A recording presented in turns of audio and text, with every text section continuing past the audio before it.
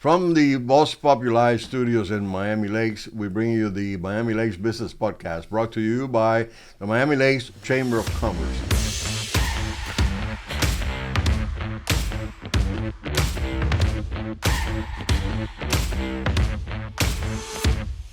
And today we have a legend with us here, a legend, somebody that I've known for many years, that was established here in Miami Lakes for many years too. His name is Rafael Nodal. Thank you, Fred. Thank you for having me here. It's an amazing opportunity and an honor to be here with you. Well, I know you from your company's name is Aging Room, Correct. Which is the brand name. Correct. And I have tried your cigars. I have one here in my hand right now that as soon as I get out of here, I'm going to light it up. Me too. Guarantee you that. We can't smoke in here, but I will light it up. So I know you came in at a young age from Cuba, and just like I did. Correct. Even though I'm much older than you. But tell me a little bit about your journey. Yeah. When I talk to my American friends, you're right. So I tell my story, and they normally, act like obviously for them it's a big deal. But my story is just the story of many Cubans, many thousands of people, millions of people like me that come to the United States looking for freedom and opportunity. I have more or less the same age that you came from Cuba. You were telling me before, I came when I was 15 during the Mariel boat lift. And for those of you that don't know, but if you live in South Florida, I bet you know about the Mariel. It was an exodus in a matter of 3 months, we got 125,000 people. I arrived in the boat. Actually, the Coast Guard rescued us. We were lost, 300 people in the boat, Wow. in a very small boat, and we were rescued. And we got towed to Key West, where everybody was going. So that's how my journey in America started. It's difficult when that age, and when you come in certain ways, and after. I saw the movie Scarface recently, maybe 2 years ago, for the first time. I wasn't ready to see that. In the first part of the movie, you get the people coming from the boat, where the character Tony Montana comes in, and they're under the camps in I-95. Orange Bowl. Let me tell you, that was a very special thing in my life that pretty much marked, right, my journey in life. And mark us with the necessity to always try to do good, to always try to better ourselves, because we feel we were helped by so many people, And so one way to pay back is to be better people, to work hard, to really contribute to society, because this is, America is a special country, and allow us, and many of the people that are chamber members, to come here and continue and fulfill our dreams. So that marked my life pretty much. Mm-hmm. Yeah, I bet it did. That's and there has been so many success stories from the Mariel boat lift. I lived it. I worked as a volunteer, trying to, processing people here at the Opalaca Airport, along with some other friends, and so I know the story well. And I know exactly, the tactics that the revolution used to infiltrate the people here. Of They course. were in jails. They were actually common, criminals. So we were in a boat, it's a sad 20 story. friends, Wow. 20 friends, Wow. and the government put 280 people from prisons and mental health institution as well in the boat. So we were 300 people. But when you're on the boat and you're lost in the middle of the sea, and you have no water, no food, and you don't know if you're going to make it, those things are put aside, and we just wanted to survive. So tell me, Rafael, I know that your family was not in the cigar business in Cuba, right? No. You were mainly, you went to school there and study music? Yes, I studied music since I was 6 years old. Wow. So I was mentioning before, I wanted to play the drums during the Reyes Magos, which is the day that you get gifts in Cuba, not Christmas like here. So Reyes Mago. In January we get the gift, and I got a little drum set. I was 5, going into 6. And I fell in love with the drums. I will listen to some of the music and the drums and the percussion. It's very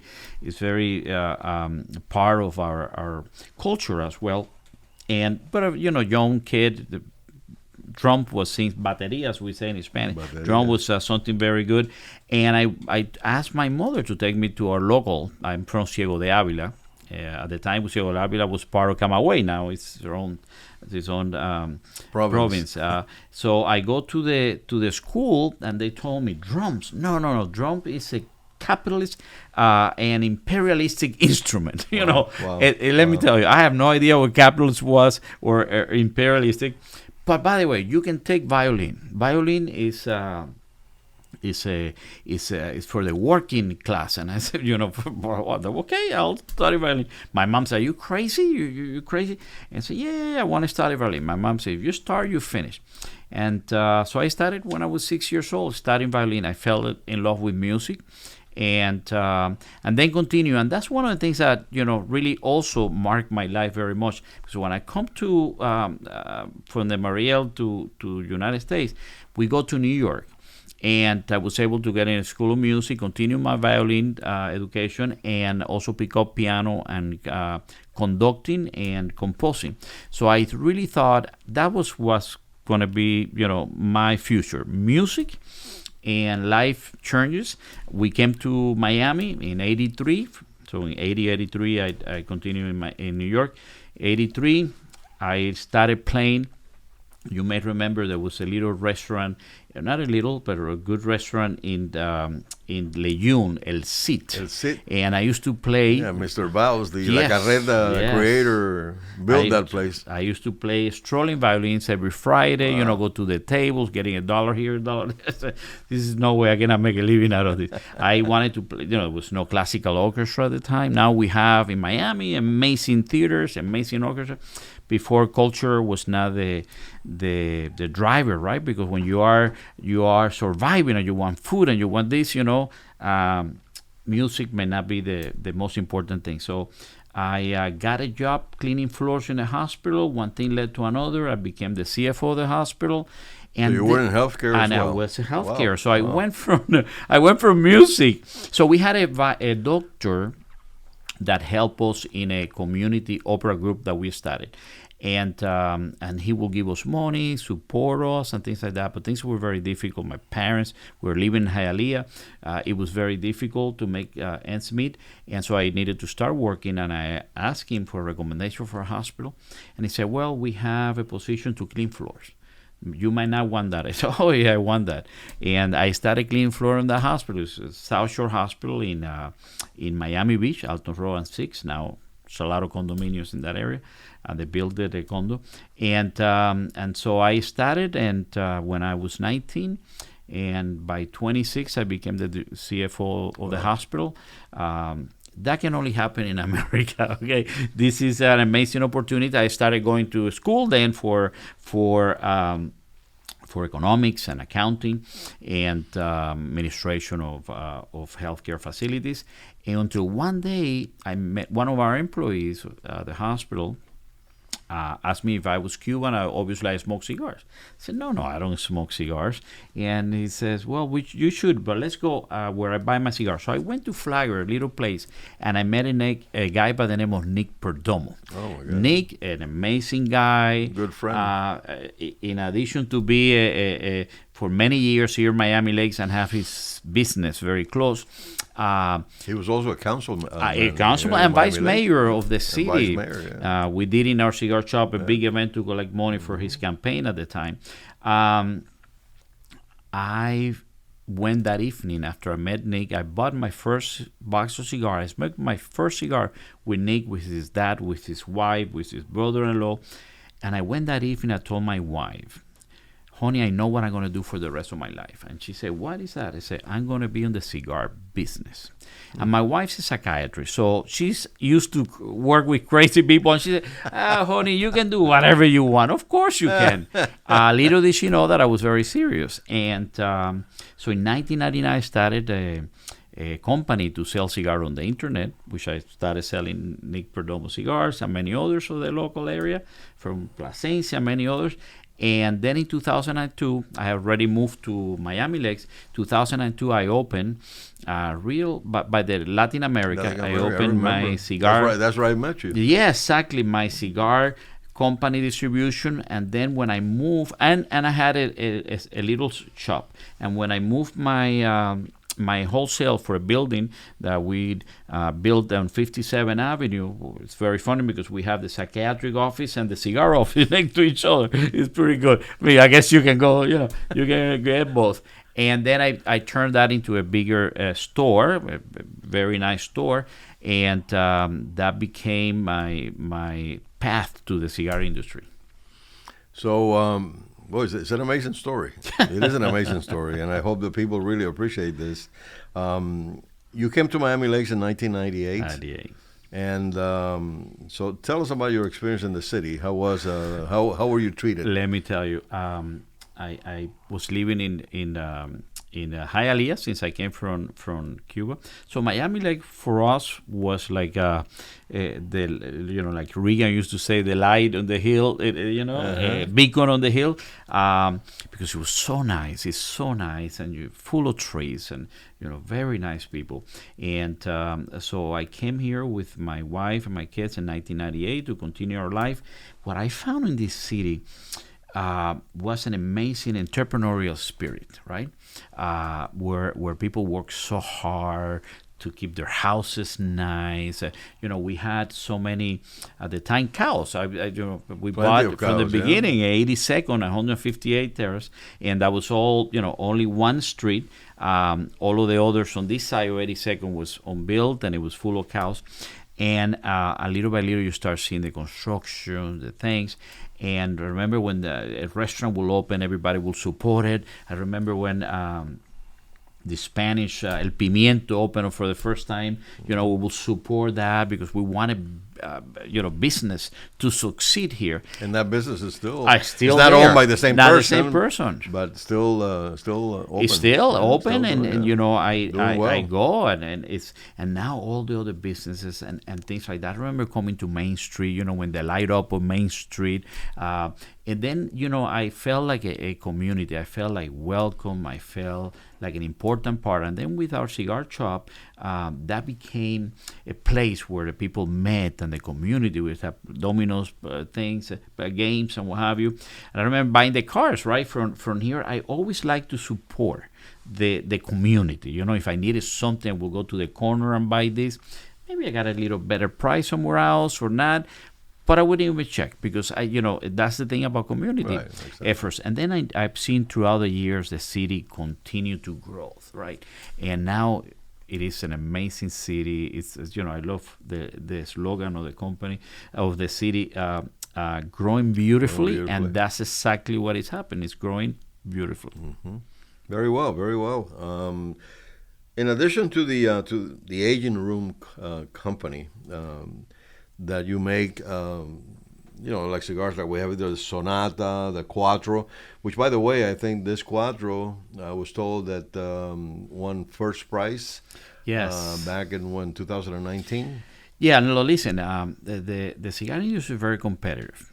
By the way, it's full of people like Nick Perdomo, like Doliva, that were also members of our community for a long time, that came from Cuba. Many of them, not in the case of, or in the case of Nick, had that, their ancestors in Cuba were in cigar. Mine were not. This is something that I came. But when I met Nick that day and I started smoking cigars, I felt very close to our culture. It's something that is part of Cuba, of who we are as people. people. So I felt even closer to my culture, and that's why I continue in the cigar. But then in 2019, we got the best cigar of the world, even better than the Cubans in terms of the ranking. So a magazine called Cigar Aficionado, that is the one that does this type of things. And, Americans, we love ratings, and we go number one, you're in the car and you put hey, best dealer on the thing, Number because one dealer. number one is a way of telling people, right? I always say, don't go by that, don't buy a cigar because it's the best cigar of the world, but that it's been done with, the technical components are very good, and this and this and that. So at the end of the day, we were very happy with that, and it's give us an incentive to continue working harder and harder every year. So tell me a little bit about the origin of the cigars. Many people we talked about Perdomo, we talked about Oliva, Padron. People have been in the business, since Cuba, and some of them brought their own seeds and planted them in Nicaragua and Honduras and the Dominican Republic. So where are your cigars being made? Right. So my personal brand, Aging Room, are mostly made in Nicaragua. So we work with two fantastic families there, the Plasencia family and AJ Fernandez. AJ Fernandez is a Cuban person that came from Pinar del Rio, also relative of Plasencia, and have been came to Nicaragua in 2003 and just making some incredible cigars. And all these seeds inside come from Cuba. Cuba, the soil and the characteristics and the development of seeds has been incredible. So a lot of people, as you mentioned, brought at the beginning and later on as well seeds. And then the key is to climatize it to the area, because then the soils are different, the sun is different, the weather is different, and it takes several years to climatize that. In our case, we have been amazingly happy to have worked with great families and great people that know a lot about tobacco, and we get the best seeds. These are very small productions. It's not a big production, and we are able to get the best seed, and that's what allows us to really concentrate on the quality. That's why we say it's a small batch type of thing. So I have been visiting this soil since 2000 every year. So because it changes, the climate, as you know, it's changing. It has changed throughout the years, and so it's important to be that. And we take the tobacco, we age it, and then we ferment it, and we age it and keep it for a long time, and then you get this from this leaf from here, this leaf from here. So it's pretty much like a chef, right? So everybody get the best of everything. It's everything. And I love the people that have been on this for a long time. This is where they open the path for us. But I like to create, being a musician, being a composer. I like to create. I like to just not necessarily follow certain paths. That makes you sometimes do very good things and very bad things. Thanks God we only put the good things in the market. But the process of creation, for me, is like composing a song or a piece, It's about getting 7 notes here, the tobacco leaf, and how you mix them together with the time and how you continue to create flavors with the same pretty much basic ingredients, but how you change that. And that's exactly like music, right? Exactly. You can tell. One thing that really catches my attention, has caught my attention throughout the years, is that Cuba producing, if not the best, the second best in the world, tobacco leaves, and yet they don't produce a good cigar. Because I have tried it. I have tried not to try it, but then at times you get it. I had no choice, and I didn't buy it, but somebody gave it to me, and it doesn't taste the same. Doesn't draw. You can't draw sometimes because of the whatever la tripa is so hard that it's very hard to draw. A production of cigars is very complex. You need the ingredients, yes, but then you need all of the other things around. And basically, I'm going to tell you, I believe the process of creativity, you have to be free. You have to be but there has to be freedom. People, it will be very hard when someone is yells, compose the Fifth Symphony, like Beethoven. There's no, because the creativity is that, and creating something with your hands or what have you, it has to be someone that feels good. And we notice that when we make cigars in Nicaragua and some others. When someone is rolling a cigar and it's not happy or good that day, you're not going to get a great cigar. Because it's just, how you press it, how you put it on top of each other. It's such a subjective, right? And it's not a book that it tells you a computer, get this, put it here, put that, do something. No. This is all artistic part. And you have to be creative. So I believe that is what it makes it. I want to ask you a question that it may put you in a precarious situation, but what is your preference? The cigar that is made in Honduras and Nicaragua, or the cigar that is made in the Dominican Republic? What is the difference? That is a tricky question, because we have cigars made in Dominican, made in Honduras, made in Nicaragua, and they're all different. So I will say like a wine. I remember when I came to this country, wine from California were not really, that good. Look that good. And you have the French and the Italians. For us that we Spanish, we love the Spanish wines. But even here in the United States, the Spanish wine are not on the top wines. But that has changed. So I think it has to do with origins and the different flavors. However, I can tell you, with my Nicaragua series, I have been blessed. We have many good ratings, and we have been really ranked very high. So Nicaragua for me is in a special flavor, a special place in my heart. All right, so now I know the answer. As politically as I could. You're a very humble guy. I mean, I've known you for a number of years, many years, I would say. You won a prize that not many people get there, but you did win a prize of Man of the Year. Yeah, that's very humble, and normally people get that when they're very old. So I was like, oh my God, still, I'm not being fired, or I'm, dying. So it's Man of the Year of the cigar industry. In addition of my cigars aging room, which I produce, but it's distributed by Alta this USA, a very big company that is part of the Tabacalera USA family. I create ingredients for their Monte Cristo, Romeo y Julieta, Eshorman, Trinidad, and many other brands. Some that are very iconic, historic from Cuba. We just celebrated we actually celebrated the 95th anniversary of Monte Cristo. We're celebrating the 150 years of Romeo and Juliet, the 180 years of H. Shortman, and I've been able. I'm in charge of creating those blends, and we got number 2, like I got here. We got number 2 cigar of the year for Monte Cristo, a new 1935 anniversary, a new release that we did, and I have been blessed and lucky, I guess, to receive some of these things. So Coop publication, which is a cigar media publication, pickups as our company as Tabacalera, big company of the year, and as a man of the year. So I am humble. I'm sure I don't deserve that, and I'm sure that many other people deserve that better than me. I got it, and they picked you, so yeah. Enjoy the ride. Like I say, that makes me work harder, right?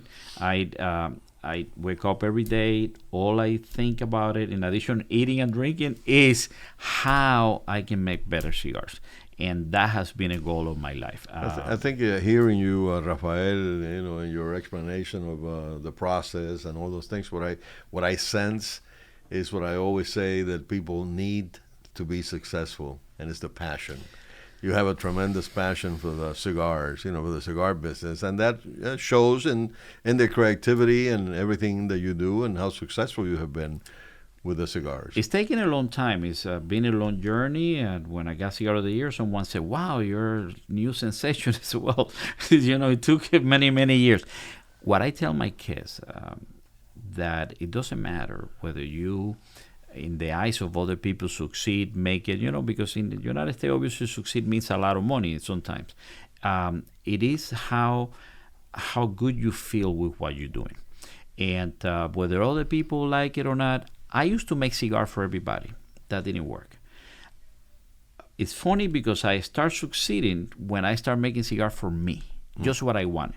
Because I say people don't like it, I will smoke it, and this is me. And that day, I started getting great ratings. I started getting great sales. So what I find out is that in life, passion is the only ingredient that no one can do, and everybody in this industry work hard. So that's you're right. That is the key to success. In everything, I guess. Yeah, you do. Rafael, it's been a real pleasure having you here with us today in our podcast. And I know I think you're going to be in our next chamber luncheon as a spotlight member. Yes. So some people may get to enjoy, this good cigars. And so thank you so much for saying yes and for being here and for bringing this beautiful boxes here, very colorful. And I know that the contents will be great. Thank you very much. I really appreciate you having me here, especially you, that we always, in our community, we regard you as an amazing, successful person, but also as a great family man. And I think that's part of why I feel so great to be here. So thank you very much. I really appreciate it. Thank you, Rafael. And I really enjoy smoking cigars, by the way. Gift for Christmas. Until next time.